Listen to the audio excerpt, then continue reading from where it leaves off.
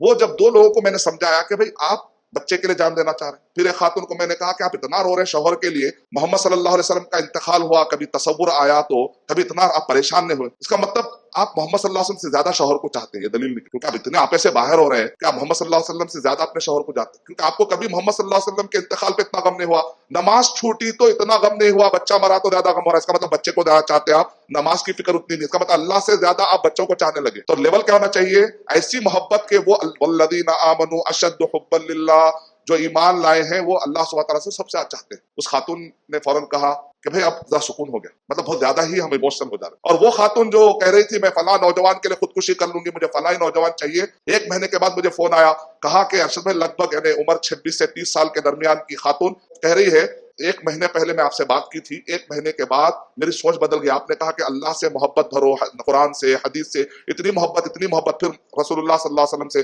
میں نے محبت بھر کے دیکھا، اب مجھے اس نفرت ہو رہی ہے کہ میری بھی ایسی سوچ تھی کیا، 1 مہینے پہلے میری ایسی سوچ تھی کیا،